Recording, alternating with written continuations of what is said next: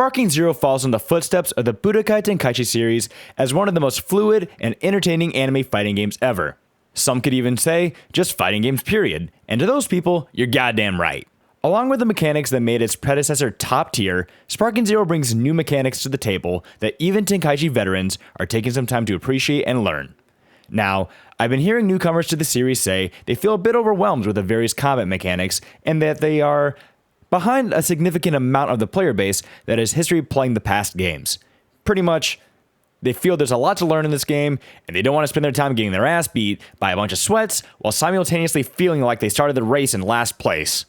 But I'm here to tell you that despite the lengthy tutorials and daunting possible combos you've already seen online, this game is actually not that complex, and it's significantly more fun to play when compared to other non-arena fighting games like Tekken, Street Fighter, or Mortal Kombat. You just need to slow down a second, not be a pussy, and follow this guide that will significantly improve your experience playing Dragon Ball Sparking Zero. Even if you are a moderately experienced player, this could definitely be of some help to you too. Now everyone stop and take a breath. Step 1. You need to stop trying to do everything. If you completed the in-game tutorial already, you probably did each section 2 or 3 times, then went on to the next step until you're done. Then you probably went into a low-level computer match, or if you're a fucking psychopath, you went into a ranked match to test out your freshly obtained skills. Then you get into the game, and you're like, oh, I gotta do a smash attack, and a rush chain, and a Z counter, and a vanishing counter, and oh, I gotta grab him, and I gotta go sparking, and I... Wait, how do I block again? You are trying to do too much. How you're going to learn the game successfully is by simple repetition of the basics. The advanced stuff will come smoothly, later. Almost all the characters' fundamentals are identical to one another, but for the time being, I want you to find one character and stick with them. Once you fully familiarize yourself with the basics, you'll find it easy to pick up pretty much any other member of the cast. I would advise someone simple like NZ Goku, but honestly, pick any non-giant character you want, whatever floats your boat, I don't give a fuck. Once you have your character, hop into training and learn these things. Charging your ki and locating only your super inputs on the bottom left that are bound to your Y or triangle button. Ignore the top 2 inputs for now. Basic guarding. By holding down the block button, which should be B, unless you use the degenerate controls, then it would be right bumper. Don't worry about fancy counters or vanishes right now. Then I want you to work on your basic auto combo, which will just be mashing the X button or square. Then, I want you to sit in training forever against the weakest possible bot. I do not care if you feel like you've been here way too fucking long. Stay there fucking longer. I want you to sit there, and I want you to mash X over and over and over against the bot.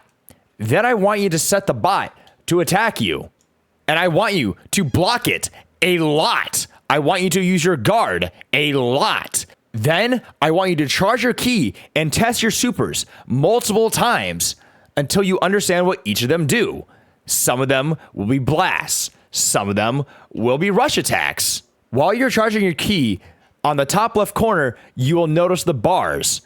Once it reaches to a certain point, it'll go to its second bar where you will go into sparking mode. Here, your supers will do increased damage, or you cannot be a giant fucking pussy and activate your ultimate, which is exclusive to sparking mode. This next step is for when you're fully familiarized with your basic auto combos and supers. Step 2, try not to think of the attacks as buttons to press. Think of them as actions.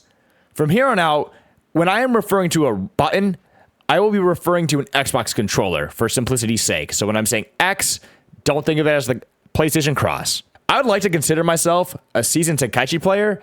Back in the day, I would look at the combo guide in the pause menu in the middle of the match and be like, holy fuck, I have no idea what I am looking at. Like, what the actual fuckle nuts is this combo? X, X, X, X, Y, up, Y, X, X, X, X. That makes no sense. That makes no goddamn sense. It's not real. Okay, stay with me now. We are going to make it make sense. I'm going to teach you 3 things right here. I know, right? I said 5 things in the title. Now I'm going to do step 1, part 1. Step 1, part 2 is just to shut the fuck up and quit whining. I am helping you, and this will all make sense. Anyway, I'm going to teach you 3 new things that are attached to your auto combo, which you should have learned already. Charge, directional, and special attacks. You already know that you can mash X. If you hold down X, now you can perform a charge attack. At any point during the auto combo, you can stop mashing X and then hold down X and it will do a charge attack as well. Secondly, on top of the fact that you can charge the attack, you can also push the left stick in a certain direction and your opponent will follow that direction. Thirdly, at any point during the first 4 presses of your mashing X auto combo, you can press Y to do a special finish. So, for example, if you click X once, then Y, you will do this. Or if you click X twice, then Y, you'll perform this. Once you press Y, you can hold down and charge the attack just like you do with the X button. Stay with me, boys. You're doing great. Like how you can hold the X button in a certain direction and the enemy will go that way, you can also hold the Y button in the up or the down direction. Look at that. That's the start of a real combo. That move, what we did there, when you press up Y, is called a lift strike. So now you know pressing up and Y during your auto combo, which you should already know how to do, auto combo, will perform a lift strike. So guys, the start of this combo, auto combo, lift strike, auto combo, lift strike, auto combo, lift strike. It's not XXXX up Y, auto combo, lift strike. The next part of this combo after the lift strike is up A, followed by mashing X. So you know the first part, auto combo, lift strike. While your opponent is flying, press A. Look at that. Boom. You have now blinked to your opponent. A is teleporting or blinking or whatever you want to fucking call it. It's not XXXX up Y A. Auto combo, lift strike, teleport. Auto combo, lift strike, teleport. After you teleport, all you have to do is mash another auto combo and boom, you have completed your first real combo. Look at you. You did it. I actually had no faith you would get this far, but look, you did it. That was all you. That was you. So guys, to summarize this combo that went looking from this garbage to simple steps that trained you and rewired your brain slowly. Auto combo, lift strike, teleport, auto combo. Auto combo, lift strike, teleport, auto combo. That is a combo. You did that. Even as a veteran, I still will get mixed up when I see button inputs as a combo. When I went into the tutorial to make sure I wasn't missing any new mechanics in Sparking Zero, they would show me button inputs after a rush encounter, and I wouldn't know what the hell I was doing. We could sit here forever and discuss the different combos and their slight variations, but here's what is important. You know what each button does, so if you see a combo telling you to hold down X or push up Y, or maybe there is something we even haven't discussed yet, do the input once or twice, embed it into your brain what the actual action is, then go on from there, and you'll just be fine. Okay, step 3 are simple defensive tips that you may or may not be overthinking. Okay, guys, I knew I just threw a lot at you in step 2, and I promise the rest of this guy is gonna be a fucking cakewalk. Even Derek can do it. Guard button. Guard button, guard button, guard button is your best friend. Guard button is something that will allow you to block, vanish, or counter against your assailant. The most basic thing you can do against someone who is attacking you is hold down your guard button, which should be the B button, but RB for those people, I guess. If you're this far into the video, you should have plenty of experience from the training I told you to do to recognize when an opponent is attacking you and to block it.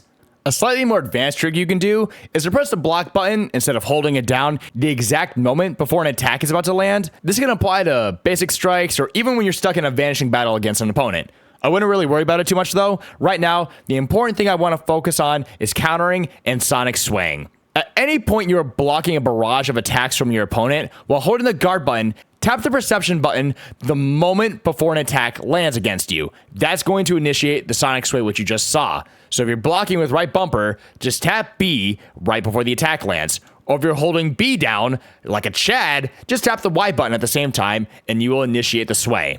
It's pretty simple. If you do the same input before an attack lands, you're going to enter a counter stance. So any strike that gets landed against you will automatically counter them. What I want you all to take away from this is essentially, if you're under a constant barrage of attacks from an enemy while you're blocking, there is a way out. The flip side to this, if you're an attacker and you recognize your enemy is constantly going to be sonic swing or countering you, you can punch them once or run at them and bait the counter stance. And then what you can do is when they're just blocking or waiting to counter you, you can just press A twice, you can grab them and they can't counter. But the flip side of that is that if you're defending, you can bait your opponent to rush at you. So when they go for a grab, what they could do is instead they could just punch the shit out of you the second they get close to your face. It's the beauty of a fighting game. It's chess. It's a chess match. So sonic swing is a really sexy thing to pull off. And on the plus side, it's extremely easy to use, which can lead us to the fourth step. Turn off your motherfucking guard assist. Sorry. I got some pent-up aggression on that one. Guard assist will straight up fuck you guys in the ass. It's horrible. If you don't want to counter or you like your ass being grabbed like you're on Epstein's fucking island. If at any point you have this setting turned on and you block one attack, if your opponent keeps attacking you, even if you let go of the block button, it will continue to block so you can't even counter or sonic sway. Turn that shit off. Okay, gents. Before I get into the last step, I just wanted to take a second and say thank you for making it this far into the video.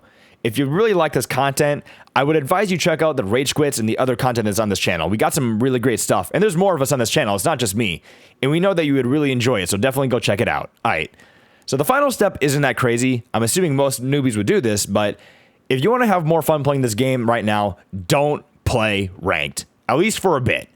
The way ranked is right now, it would absolutely be a horrible place to learn how to play the game, and it would just be really discouraging for your journey. You can log in, and you might get lucky and find some noob to fight, but the game just came out, so the lower ranks are filled with a bunch of people who shouldn't be there. You should wait a while, let the sweats work their way up the ranks, and in the meantime, just play offline with your friends, or against bots if you really want to learn. Or you can play casual if you really don't care, but don't come fucking whining to me when you get curb stomped by Gogeta for the 10th time in a day. Alright boys, this video went way longer than I thought it was ever going to, and I really hope you found it helpful. If you did, please leave a like on the video and stick around for more content. We got plenty more coming. And if that doesn't do it for you, as always, you can go fuck. Hey guys. Oh yeah! Get that weak performance out of my face. Subscribe. You see these legs? You want legs like mine? Watch these videos right here. Oh, 1, 2, 1, 2.